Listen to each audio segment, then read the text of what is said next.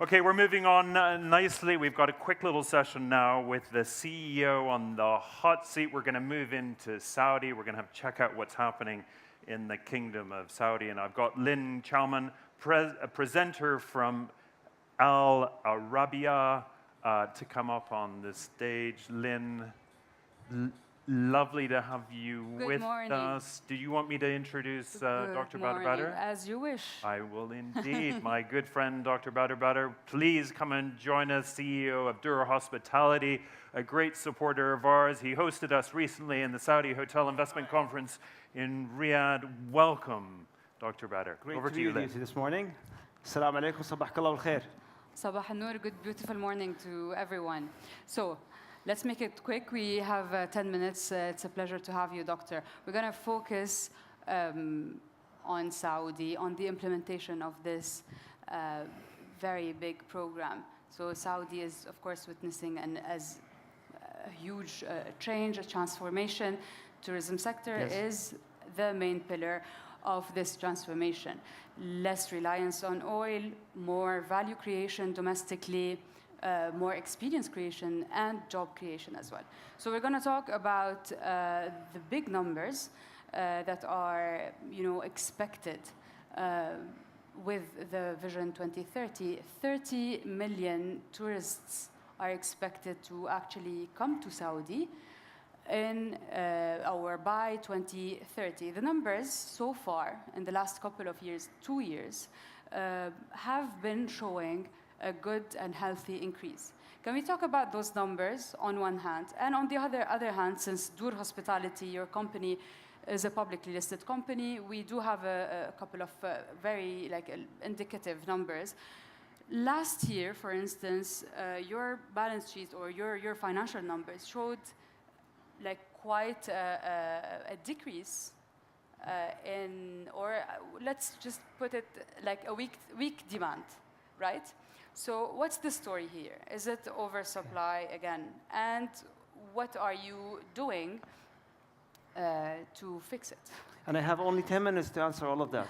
Yes. Oh, wow. Okay. Well, it's great to be here in Ras Al Khaimah. Lovely place. And thanks for inviting me again for this great show.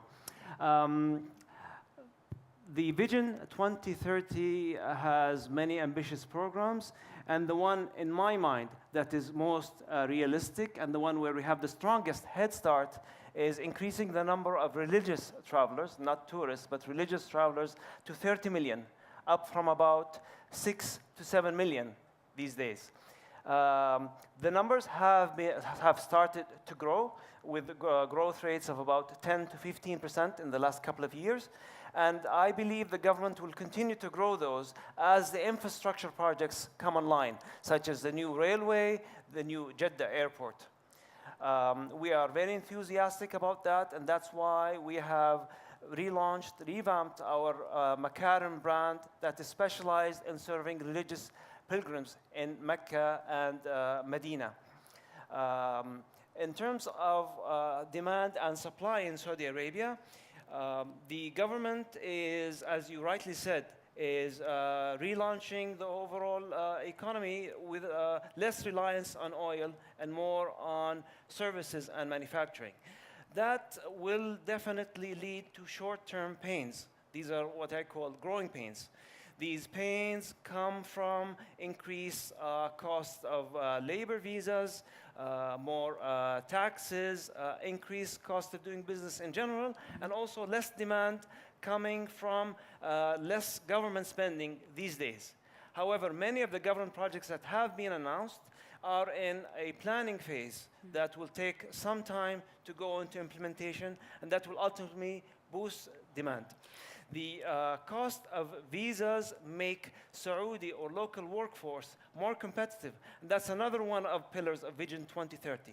So now with the Saudi workforce being more competitive compared to the expats, businesses will rely more and more on Saudis. Since we're talking about, I'm sorry, since we're talking about Saudis, 1.2 million new jobs are supposed to be created by 2030, if I'm not mistaken. Do you think that the Saudi or the skill set that is now in the market will allow this to happen? The skill set is not something static. It's definitely can be changed and improved. We find Saudis with different levels of skills. Right now, we're proud in our company to have Saudi general managers that are doing extremely well.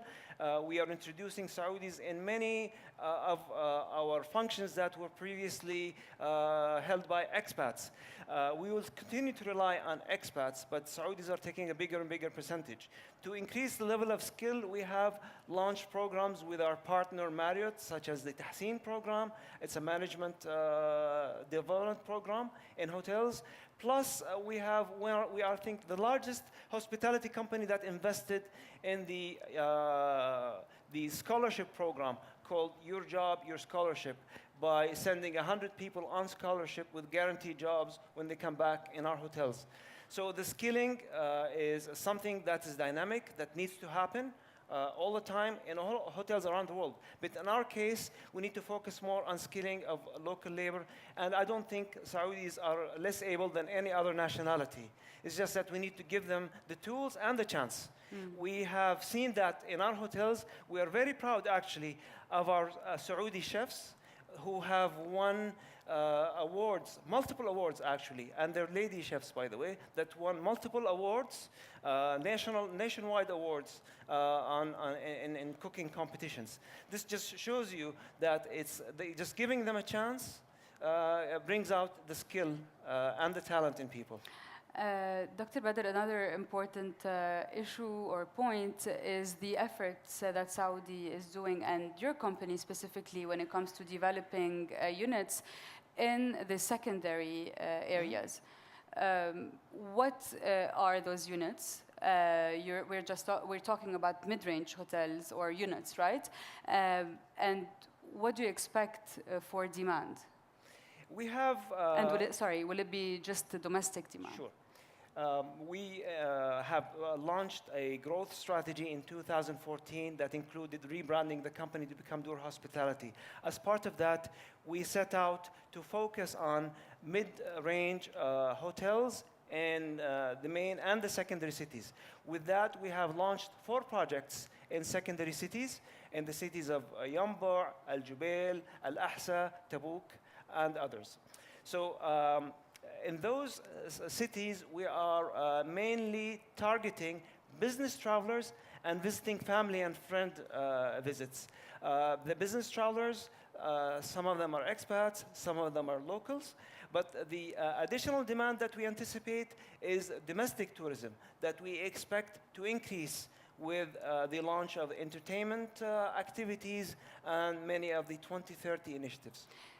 Are you willing to talk to international brands when it comes to bringing in more mid-range hotels, or are you developing your own? In Mecca and Medina, we decided to relaunch our Makarim brand to provide a spiritual end-to-end journey. According to our studies and our focus groups, we found that religious travelers were looking for a local touch, a spiritual guidance, in addition to just the room and the place to sleep. And that's what we are providing in Makarim. We are one of the companies that, in other hotels, you have concierge. In our Makarim hotels, we have the spiritual concierge that helps, in addition to where to go and where to eat, how to perform your rituals. In cities outside of Mecca and Medina, where we're targeting international travelers, we know many of them are parts of large loyalty programs. They trust international names, so we franchise names of international partners. We have a very long-standing partnership that we are proud of with Marriott Hotels. We recently also signed a master franchise agreement with AHIC for their Holiday Inn and Crown Plaza names. So in these secondary cities outside Mecca and Medina, we use the names of international operators. Let's go back to Makarim. Yes. Also, the numbers show that like one of the companies that work on this brand has actually like it recorded losses lately. That's right. Is that due to investments? And when are we expecting profit when it comes to this specific brand? Our numbers for the last year have showed decrease in profit, and part of that is due to investments in new companies. These investments are in special purpose vehicles to build hotels with partners. And as natural in any hotel building cycle, the first 3 years are investment years, where we are investing in the design, the acquiring of land and building, and then the profits come after the operation phase, which is typically 4 years. So this is completely normal and natural, and this is part of the investment phase. It's actually interesting that you asked that point. In our view, the years of the dips and cycle, to us, is the best time to invest, because the labor costs are reasonable. You have contractors who are very competitive and willing to help, and the commodity prices are reasonable. So this is a perfect time to build, so that when the cycle comes up, we are ready to serve the demand that comes in. Okay, we almost ran out of time very quickly. New visas are coming probably or hopefully this year, end of this year. What other regulatory move are you waiting for? What we're looking for are 3 things. First of all, access to Saudi. We would love to see Saudi be more accessible. And the government is addressing that with many of the initiatives that they announced. But not only accessible, we want this access to be easier. Today, Saudi is more accessible than before, but still it's a bit cumbersome. And the initiatives that we heard about is that going to be some of the visa on arrival, some is going to be electronic visa, so this is very encouraging. And the last is we would like it to be more affordable. So the visa process, the cost of the visa process, and plus the affordability of the overall package. With those 3 things, the the hospitality sector will experience a boom in Saudi. Thank you so much, Dr. Badr. Thanks for hosting Thank you. me. Thanks. Great, thank you, Lynn. Thank you, Dr. Badr. Dr. Badr, if there's one thing you can do for us is please make our life easier with visas. Oh my God. If I had that, I would. and also, Yes. and also, please give us more time when we, rather than having 12 weeks to confirm speakers as well for our conference next year. We hope the regulation will address that. All right. MICE travel, if you allow me there, MICE travel is one of the big areas that the government is focusing on. So with that, I would expect the visa process to be easier, and MICE or conferences like yours will be much easier to arrange. Perfect. That would be fantastic. Dr. Badr, thank you so much. And there was a delight cycling with Dr. Badr through the streets of Riyadh the other day. We were going through the UNESCO World Heritage Sites, which was, oh, Yusuf, of course you were. Yeah, it was great fun. You kept up with us just.